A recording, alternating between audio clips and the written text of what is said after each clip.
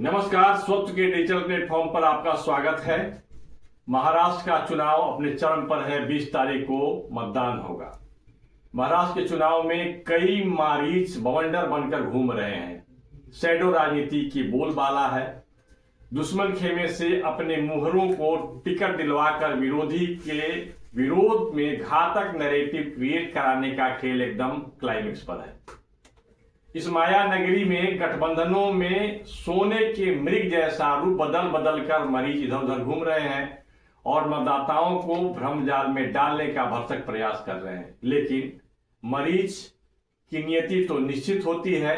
वह तीखे बाणों से बेधा जाता है, उसका प्राणांत हो जाता है। प्राण जाते जाते वह शोर जरूर मचाता है, जैसे हे लक्ष्मण मरीच ने किया था, ताकि उसके स्वामी दशानन आसानी से सीता का हरण कर सके। इस चुनाव में भी मतदाताओं के वोट का हरण होने वाला है। हरण का तरीका थोड़ा दूसरा है, लेकिन यह त्रेता युग नहीं बल्कि कली काल है। और इस कली काल में चुनाव में इन मारीचों का जिससे पाला पड़ा है वे राम नहीं बल्कि निठाह कृष्ण नीति पर चलने वाले हैं, जैसे को तैसा जवाब देने वाले। महाराष्ट्र के चुनाव में इवेंजेलिकल फोर्स और रेडिकल फोर्स के साथ ग्लोबल मार्केट फोर्स की तिकड़े यहां जबरदस्त कमाल करने की सोच रहे थे। दांव पर चले गए, लेकिन यदि सामने वाला दांव चले गए, लेकिन सामने वाला पहलवान यदि ज्यादा ताकतवर हो तो तिकड़म काम नहीं आता। तिकड़म में भारी हो तो सारे दाव पेच रखे रह जाते हैं। इस तिकड़ी द्वारा तैयार Dalit solidarity forum, EKO, Hindu for human rights, Indian American Muslim council और इंडिया सिविल वॉच इंटरनेशनल जैसे न जाने कितने एनजीओ मार्का टूल्स चुनावी मार्केट में भिन्न भिन्न रूपों में उतारे गए। खूब टूल किट्स बनाए गए, लेकिन 100 चोट सुनार के तो एक चोट लोहार वाली कहावत यहां चरितार्थ हो गई। चुनावी मौसम में यूपी के जो योगी बाबा हैं उन्होंने बटेंगे तो कटेंगे खूब जोर जोर से कहा। सब पर जो उनका दिया गया जो ये नारा है सब पर भारी दिख रहा है।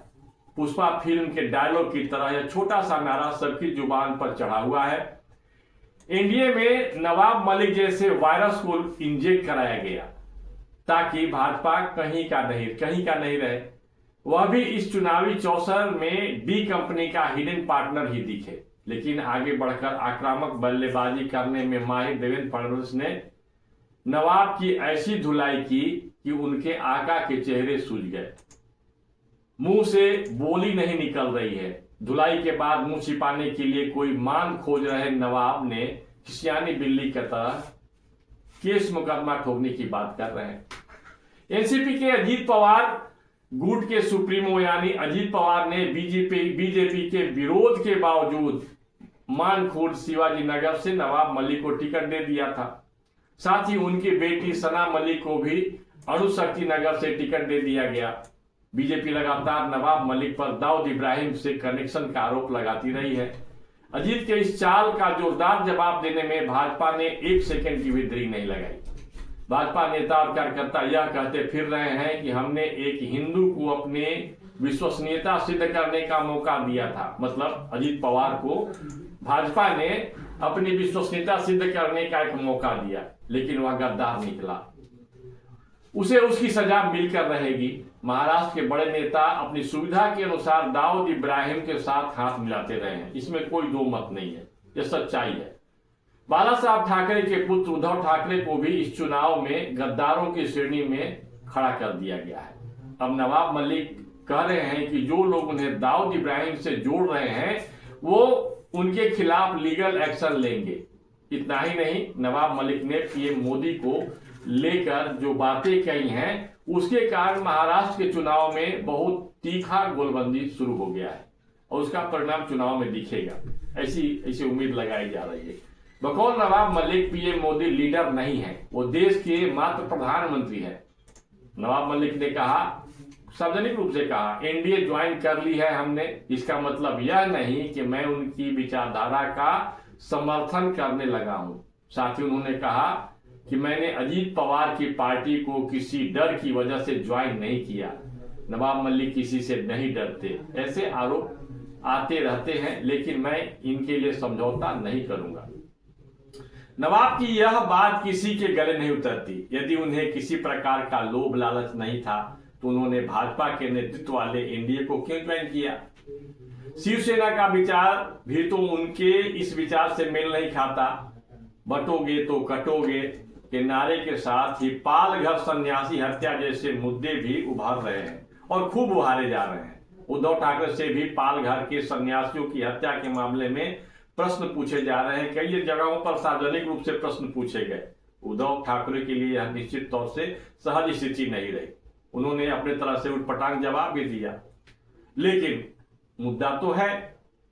बटेंगे तो कटेंगे नारे को ध्रुवीकरण की राजनीति से जोड़कर देखा जा रहा है।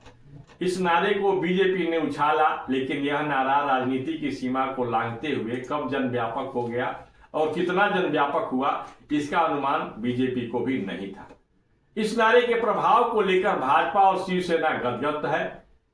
इवेंजेलिकल फोर्स और रेडिकल फोर्सेस के साथ ग्लोबल मार्केट फोर्स की तिकड़ी के द्वारा चले गए चाल का पर्दाफाश करने वाले तू डाल डाल तो मैं पात पात की कहावत को चरितार्थ कर रहे हैं। कुल मिलाकर महाराष्ट्र में चुनावी चौसर सजा है, वह महाभारत के चक्रव्यूह से कम नहीं। चक्रव्यूह में कोई अभिमन्यु नहीं, बल्कि राजनीति के घाघ फंसे हुए हैं। सचमुच यह लड़ाई मजेदार हो गई है।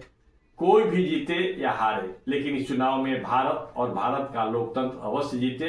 वैसे लोकतंत्र में जनता ही मालिक है। आज बस इतना ही, फिर मिलेंगे दूसरे वीडियो के साथ। नमस्कार।